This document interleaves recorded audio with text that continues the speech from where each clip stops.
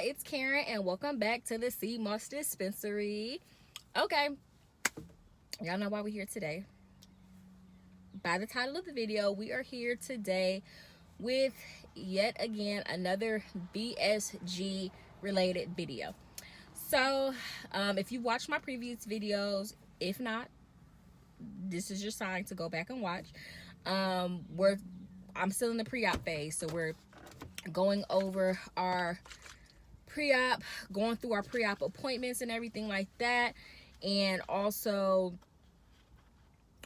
doing these car chronicle videos. So these videos are real short, to the point, to kind of let you guys know where I am in the process.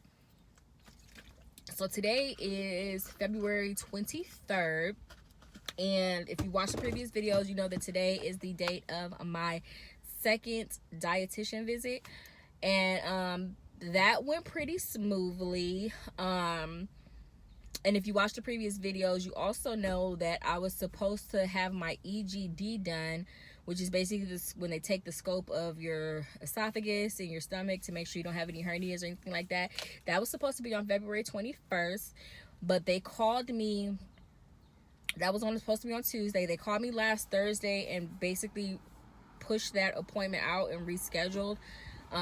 Reason being is basically the surgeon is unavailable, is all they gave me, and then they pushed it to March 28th. Boo, right? But she also put me on a wait list and stated that they have people that cancel all the time. People that cancel all the time for not getting their blood work done in time. So I'm just hoping that that date gets pushed up and I don't have to continue to push the surgery out any longer farther than it needs to be. So dietitian visit was pretty smooth, to the point.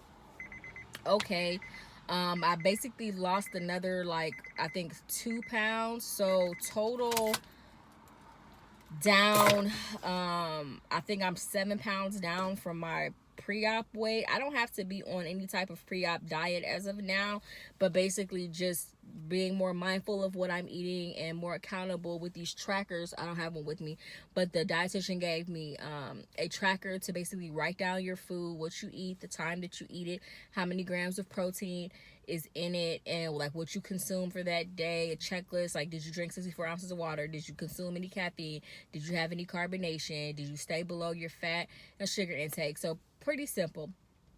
But yeah, by the title of the video, we're here because of me thinking that I failed my psych visit. So quick story, this is how it went. So I got my psych evaluation done on January 26th. If you want to see that video of how that visit was, go back and watch it to know what all I had to do for that visit. But anyway, I got it done on January 26th. The doctor at the time said, like, hey, yeah, we'll fax the results over to your surgeon's office. We usually get it done in about 3 to 4 days. Okay, boom, sweet. So 3 to 4 days go by. I don't hear anything from my surgeon's office. So I'm like, okay, well, I'll just wait. So then a week goes by. I still don't hear anything from the doctor's office. Week and a half goes by, nothing. So then at the 2-week mark, I'm like, okay, like, something's up. I think I failed it. This sucks. Like, going over everything that I said in the visit, like, okay, did he misconstrue something that I said? Should I have not said this? A bunch of scenarios that played out in my head. So I called the doctor's office and I said, hey, I got my psych eval done on this day, and the surgeon said it'd be back at this time, but I haven't gotten it yet. I'm just calling to see if you guys received it and maybe I missed something. And so she asked me when I got it done. She said, okay, well, what doctor did it? And so I told her the doctor that I went to, and she said, oh yeah. She's like, that's very odd. She's like, he usually has the results back in 2 days. He's very meticulous like that. So I don't know, like, something must be wrong. I'd call their office back. So, like, I'm just like going over these scenarios in my head, like, oh yes, sis, like, you definitely shouldn't have said this. So I call the doctor's office, the psych office. I'm not getting any response. Nobody's answering. So I leave a message, and the receptionist calls me back, and she said, yeah, I know this probably sounds like a cliche answer, but she says our printer has been down, and so she said the doctor, he just printed out all these reports, and I see your name on the top of that list, so we should fax that over. They should have it by end of business day today. So I said, okay, cool. So end of business day comes, I called the surgeon's office the next day, like, hey, did you guys receive this my eval? And they were like, results, and they were like, well, no, we haven't. So I called them back, like, hey, the surgeon's office said they didn't get it. And she's like, oh yeah, he wasn't done with yours, but I'm telling you for sure it'll be there by the end of the day today. So like at this point, I'm just like, okay, like I just know, I'm just waiting for them to tell me, like, okay, you gotta schedule some more visits, you gotta do something else.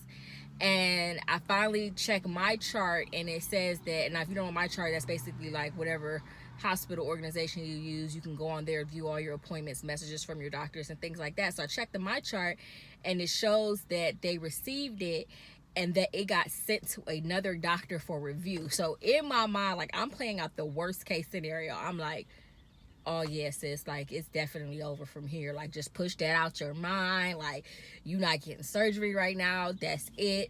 You failed it. You shouldn't have said this. And so I called the surgeon's office, like, hey, I'm just calling to see if you guys received my psych results, knowing that I already didn't check my chart. So I know that y'all got it, and I know that if y'all can see that I checked my chart, you see that I see that you see that I seen it. So they're like, oh yeah, we got it, and we sent it over to Dr. Turner for review. So I'm like, oh, like, okay, like, is that normal? Oh yeah, she's like, Dr. Turner is our psychologist that's in our bariatric program, so all psych results go to her for a final review. So I was like, oh, okay, cool. So I hadn't heard anything, and then like a couple days later, I get a message from Dr. Turner saying that I have psychology clearance. So listen, psych evaluation is super not hard to pass. Do not lie. Be very honest, because if you need help and you need to see a therapist, this is the time to do so. But yeah, and then my psych office also gave me the option to say, hey, we can schedule you some more visits if you like. And it was nothing against that particular psychologist. I would just rather schedule a psych visit with someone that basically looks like me. And like I said, there's no shade to any other psychologist or anything like that, but the psychologist that is in the bariatric program, that's part of the bariatric program, she does look like me. So she also sent out the thing like, hey, we want our patients to be successful, so if you need to ever schedule another psych visit, you can go ahead and do so. So there's that. So yeah, guys, we're the boat's rolling here. We're moving along. Psych visits done, abdominal scan is done, 2 dietitian visits are done, cardiology is cleared. Last 2 things that we have to do is the EGD and a pulmonology visits, and those both are coming up next month. So as soon as those roll out and I have a surgery date, the videos are going to be getting more interesting. We're coming with like what I eat in a day, post-op diets, things like that. We'll probably also do another quick story time as to why I decided to get BSG surgery. So if you guys like this video, go ahead and like, comment, and subscribe, and stay tuned, and I will see you guys later. Bye.